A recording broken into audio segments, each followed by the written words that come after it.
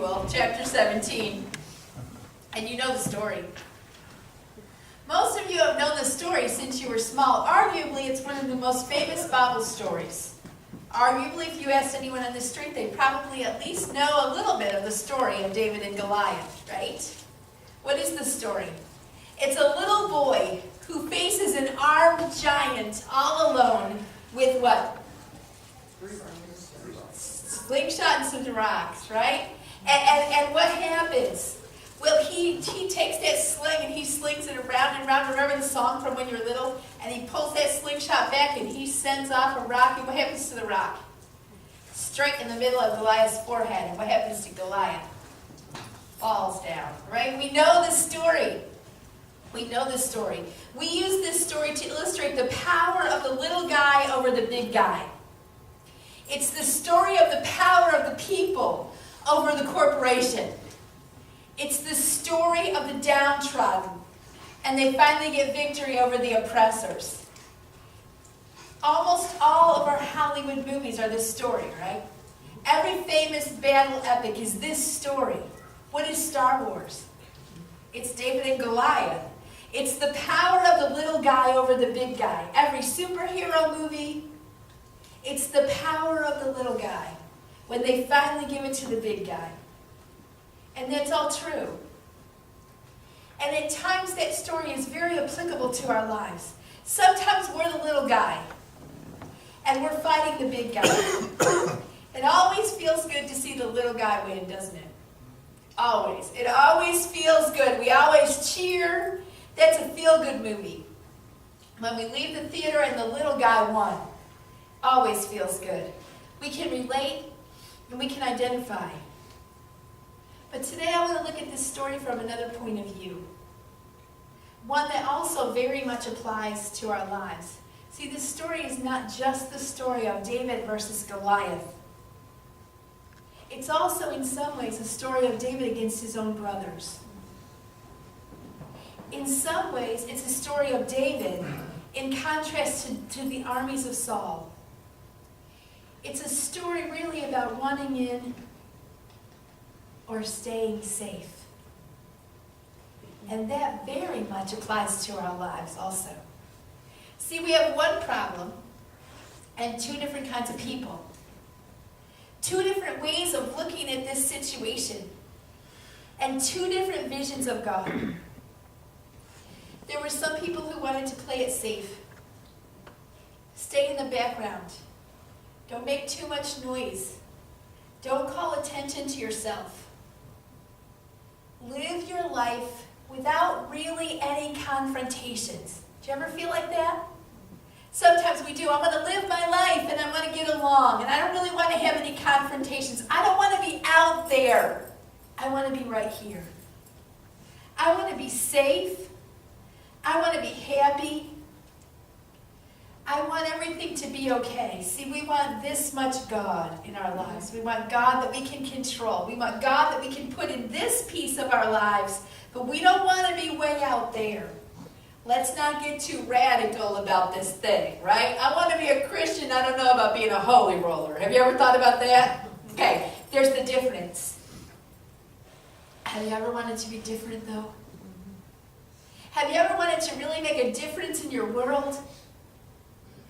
To go from being an observer to actually being a participant with God? That's the story you can be. Just like David was, and that's what we're going to talk about today. We're going to read through this familiar story. So if you have your Bibles, turn with me to 1 Samuel. For some reason, I can't say that this morning. 1 Samuel chapter 17. We're going to start in verse 3, and we're going to read through this story. The Philistines stood on the mountain on one side, and Israel stood on the mountain on the other side with a valley in between them. So you can picture this. You've got two mountains, and you've got a valley. And the Philistine camp is over here on this side, and the Israelite camp is over here on this side, and there's this valley in between them. And a champion came out from the armies of the Philistines named Goliath from Gath, whose height was 6 cubits and a span. He was 9 foot tall. He had a bronze helmet on his head, and he was clothed with scale armor, which weighed 5,000 shekels of bronze. He also had bronze greaves on his legs. That's shin protectors on his legs. And a bronze javelin slung between his shoulders. The shaft of his spear was like a weaver's beam, and the head of his spear weighed 600 shekels of iron. His shield carrier also walked before him. He stood and shouted to the ranks of Israel, and he said to them, "Why do you come out and draw up in battle array? Am I not the Philistine, and you the servants of Saul? Choose a man for yourselves, and let him come down to me. If he is able to fight with me and kill me, then we will become your servants. But if I prevail against him and kill him, then you will become our servants and serve us." Again the Philistine said, "I defy the ranks of Israel this day. Give me a man that we may fight together." When Saul and all Israel heard these words of the Philistine, they were dismayed and greatly afraid. Now we're going to skip forward a little bit, and we get to David here. David is a shepherd, remember. He is shepherding his father. He's the youngest of 8 sons, and he's taking care of his father's flocks. He's a shepherd. His 3 oldest brothers are down there fighting with Saul's army. So his father sends David with some supplies and some stores for them and to check and see how everything's going. So we're going to pick it back up in verse 20. So David arose early in the morning and left the flock with a keeper and took the supplies and went as Jesse had commanded him. And he came to the circle of the camp where the army was going on in battle array, shouting the war cry. Israel and the Philistines drew up in battle array, army against army. Now imagine how David feels, right? He's like, cool, I got here just in time to see the really good stuff, right? He's going to see the battle up close and personal. David left his baggage in the care of the baggage keeper and ran to the battle line and entered in order to greet his brothers. As he was talking to them, behold, the champion, the Philistine from Gath, named Goliath, was coming up from the army of the Philistines, and he spoke these same words, and David heard them. When all the men of Israel saw the man, they fled from him and were greatly afraid. The men of Israel said, "Have you seen this man who is coming up? Surely he is coming up to defy Israel. And it will be that the king will enrich the man who kills him with great riches, and he will give him his daughter, and make his father's house free in all of Israel." And then David spoke to the men who were standing by him, saying, "What will be done for the man who kills this Philistine and takes away the reproach from Israel? For who is this uncircumcised Philistine, that he should taunt the armies of the living God?" And the people answered him in accord with his words, saying, "Thus it will be for the man who kills him." Now, his brothers are there. How do you think it feels to be the older brother and to hear your little brother walking in like he knows what he's doing? Remember, they've already seen David being anointed with oil, and they've already heard Samuel say he's going to be king. How do you think it felt to them? They're a lot older than he is. They didn't want to hear this. So Eliab, his brother, takes him aside and says, "Would you cut it out? Would you stop? You don't know what you're talking about. Just be quiet. Stop making a fuss. Stop making a noise, and just be quiet." But of course, that's not what happened.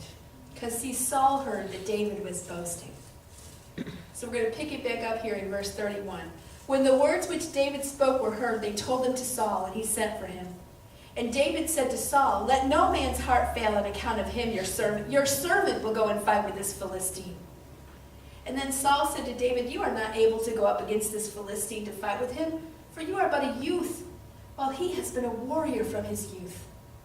But David said to Saul, "Your servant was tending his father's sheep. When a lion or a bear came and took a lamb from the flock, I went out after him and attacked him and rescued it from his mouth. And when he rose up against me, I seized him by his beard and struck him and killed him. Your servant has killed both the lion and the bear, and this uncircumcised Philistine will be like one of those, since he has taunted the armies of the living God." And David said, "The Lord who delivered me from the paw of the lion and the paw of the bear, he will deliver me from the hand of this Philistine."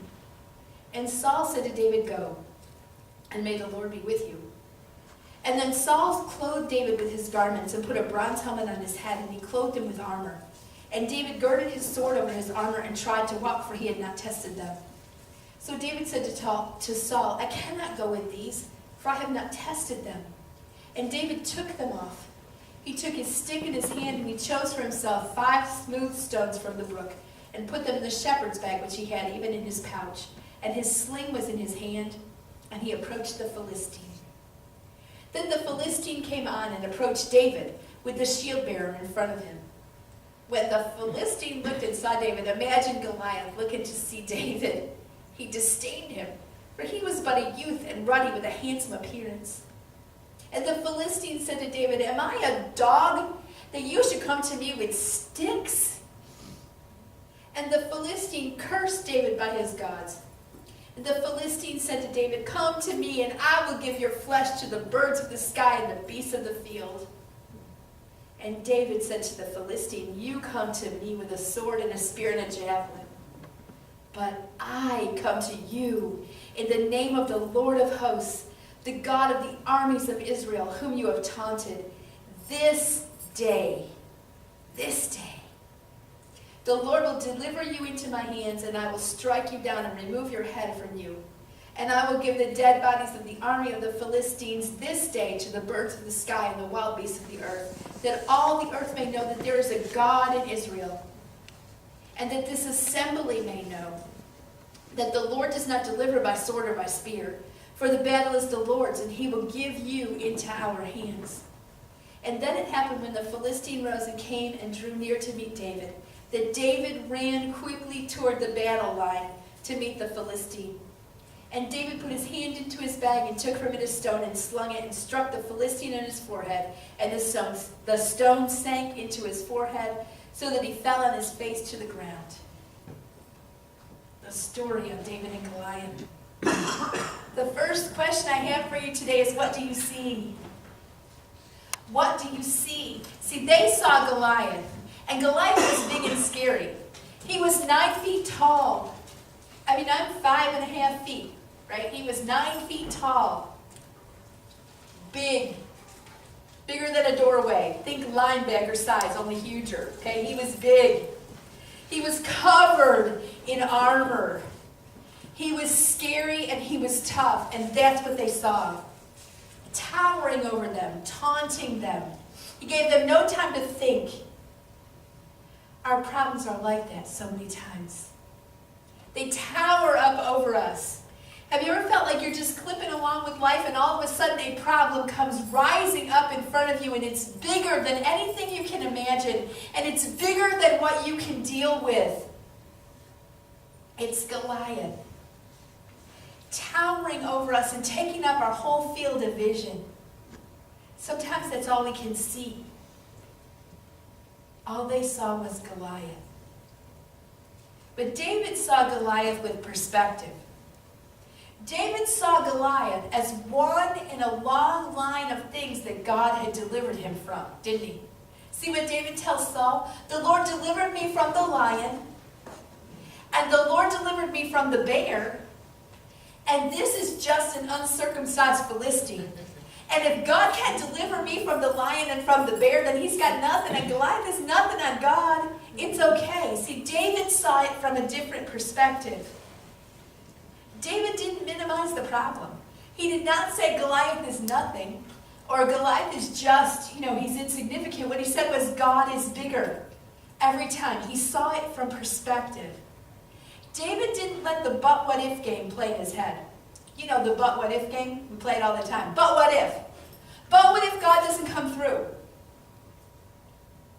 But what if I step out here and I say, okay, God, I'm gonna believe you for this, but what if God doesn't come through?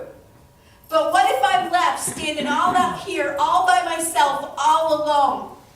But what if? But what if I'm wrong?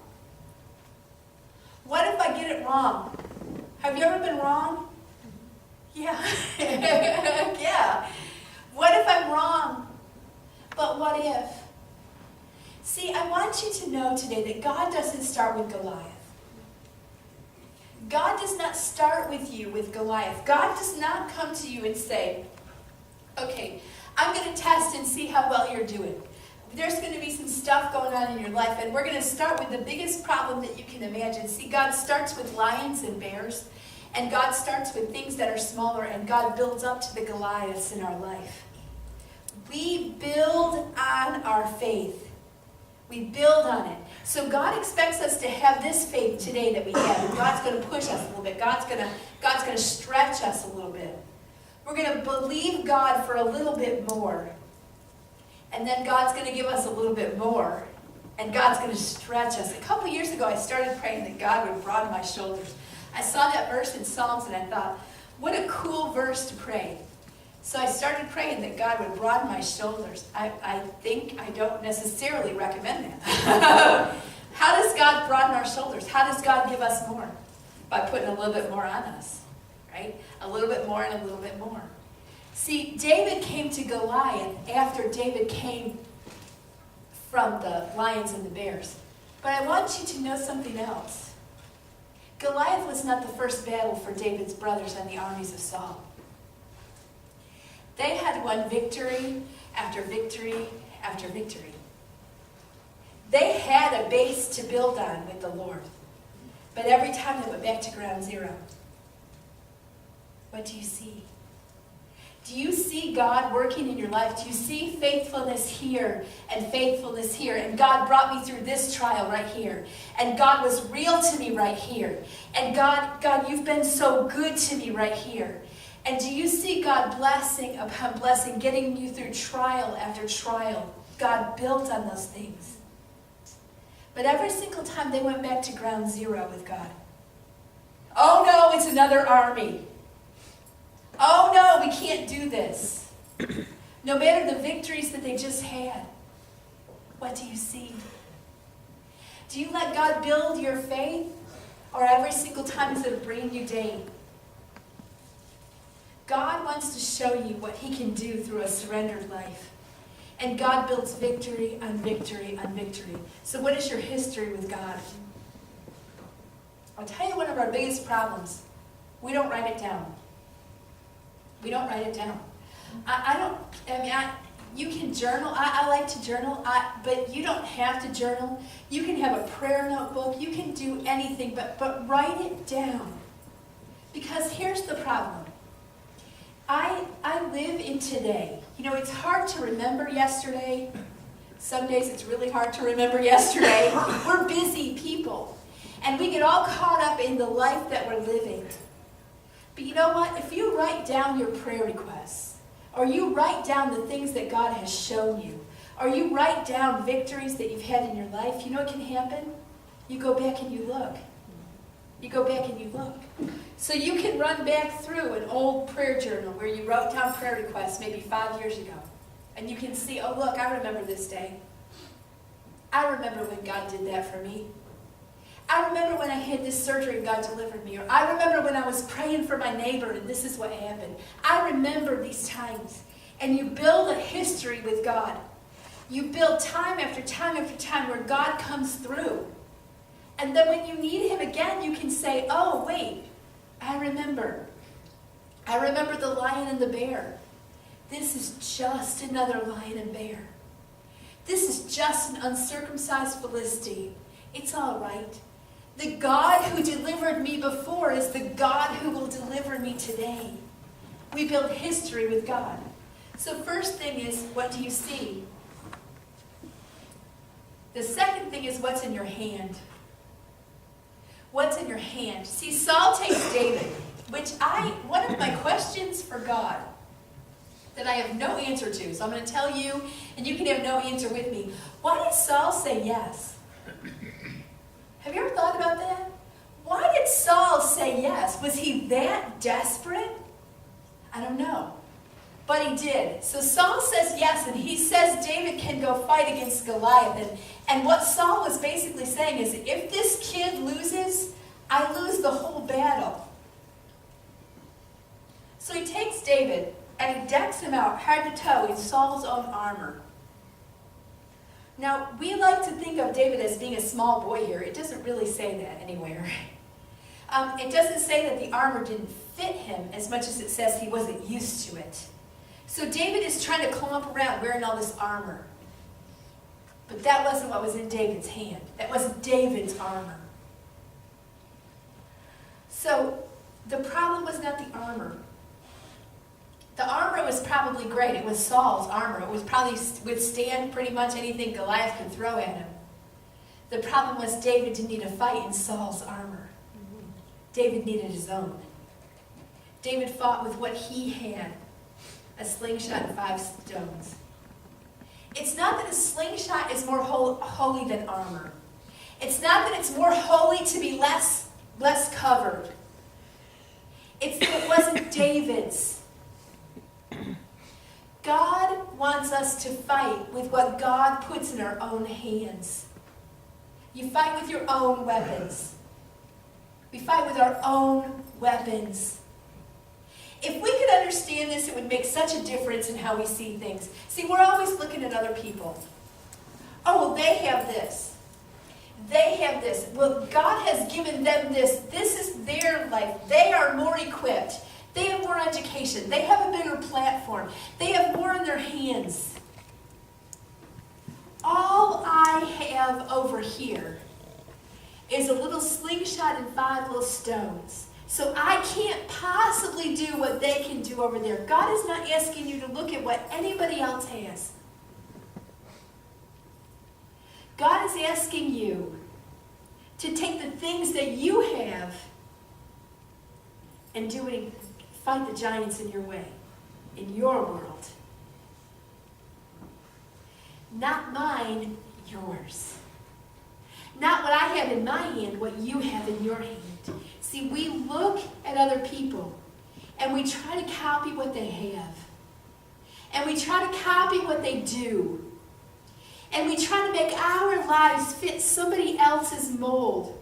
But God has a place for every single one of us. I'm not supposed to fight your battles. And you're not supposed to fight mine. But we all have an opportunity in our lives to run in or to stay on the sidelines. And I want you to know that the thing that keeps us from running in the most is our own brain. It's us telling ourselves that we can't. We tell ourselves that we can't over and over and over. I don't have what it takes. I'm not good enough. I'm not strong enough. I'm not. And God is saying, it doesn't matter what you have. You can be covered head to toe in armor. Or you can stand there with a little pea shooter. It doesn't matter. It's not what you have. It's what you surrendered to God. David did not kill Goliath with 1 stone in the middle of the forehead because he was a crack shot.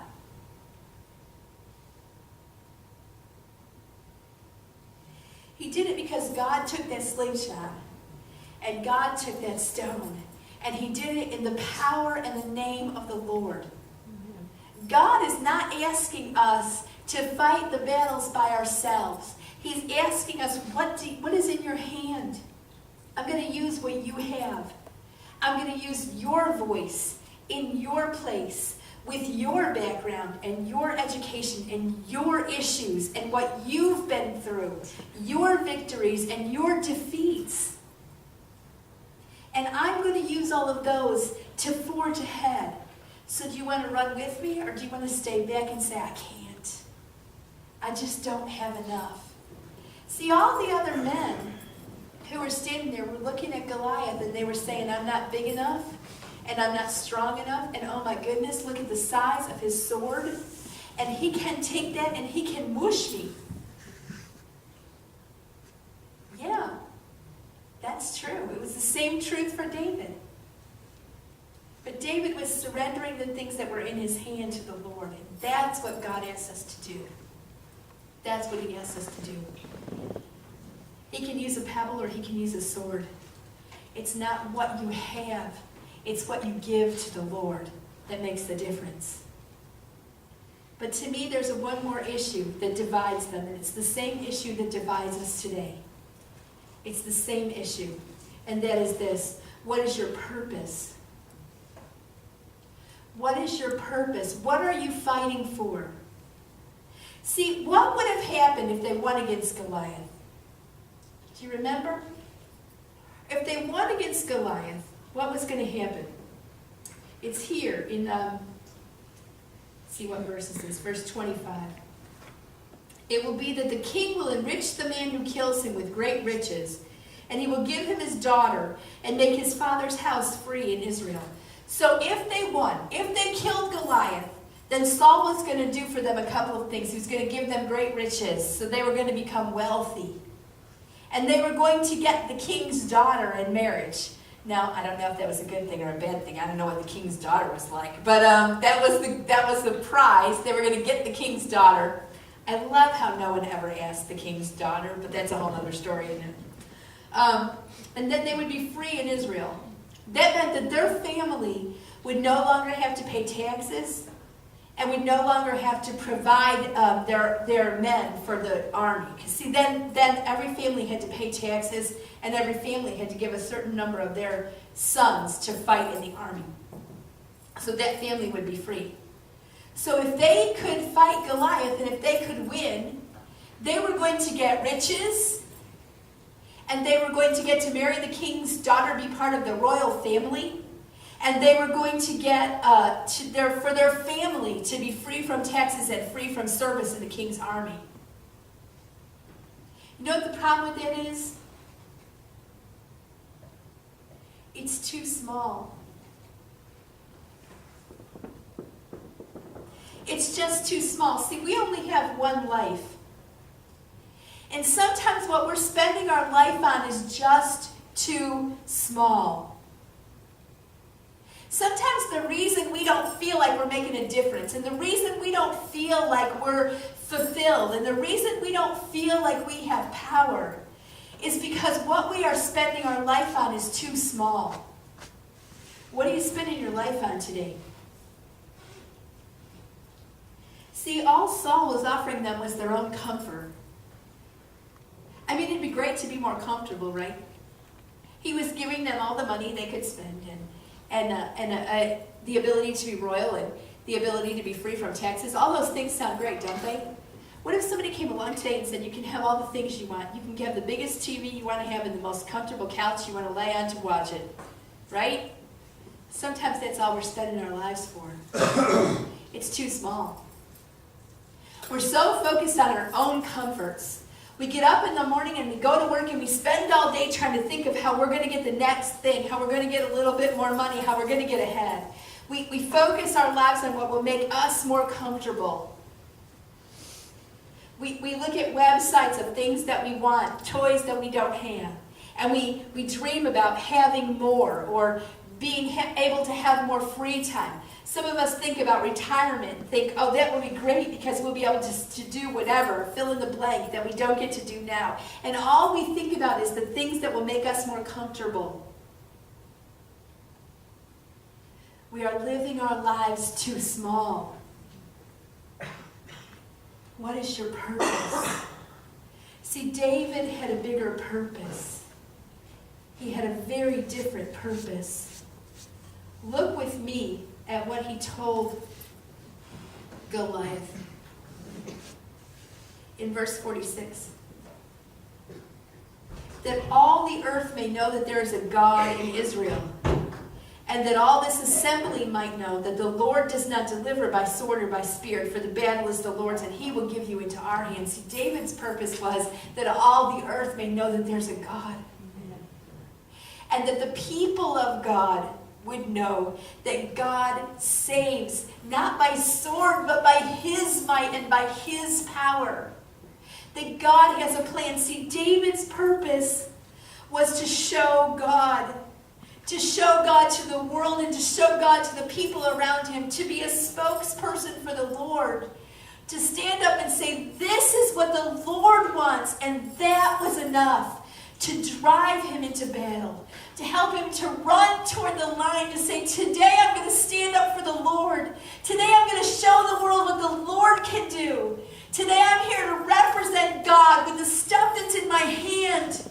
And I'm going to go to battle for the Lord. And the Lord is going to fill me, and the Lord is going to bless me. And I'm going to show the world that God lives and God is on his throne. And that was a purpose.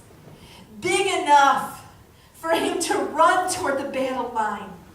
That was his purpose. We can still have that purpose today. God is looking for people who are willing to say, I want that to be my purpose. I want my purpose to be that the people around me can see that there's still a God and that He loves them and that He cares about everything in their life. And I want the people who love God to see that there's a bigger world than this. That we can live lives that are so committed, that we'll pick up the cross every day and we'll follow the Lord with our whole hearts, with our whole lives. It's bigger. It's bigger. It's a bigger purpose. It's a bigger purpose than being comfortable. I want to ask you a question today.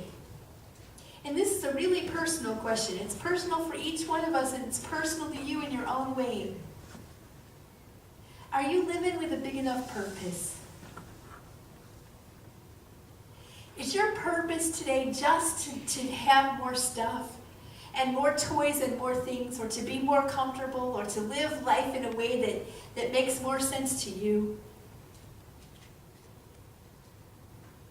Did you ever dream you'd be a hero? See, sometimes what we do when we grow up is we take all those hero dreams and we say, those are childish things. And now I'm a grown up, and now I'm going to put away the childish things from behind me, and I'm going to realize that this is all there is to life. Linda, you're 57 years old now. You're not 20 anymore. You can't tilt at windmills your whole life. You've got to realize that sometimes this is all that there is. Oh, no. No, you don't. You don't ever have to step back and say that God can't use me to be a hero. It doesn't make any difference how old you are. It doesn't make any difference what you have or what you don't have. God doesn't care about any of that. The only thing that God is looking for is surrendered lives. With a slingshot and a couple of stones, it doesn't matter. It doesn't matter. God needs heroes. He needs people who are willing to run into the battle, with the plans and the purposes of the Lord flowing behind us to run forward and to say, God, here I am. And whatever the windmill you want me to chase today is, Father, here I am. And here's all I have in my hand, and it's pathetic and it's tiny, but you are not pathetic, nor are you tiny. And just like you have continually had your hand on my life and you saved me from the lions and the bears, this is just a Philistine. And it's going to be okay. You can still be the hero of a story. We don't ever have to put that feeling away. We don't hide that. We don't put that away because it's childish. God needs heroes. He needs people who are willing to run into the battle line and say, here I am. Here I am, Lord. And today I'm going to show the world that there is a God. There is a God who is alive. Would you stand with me today?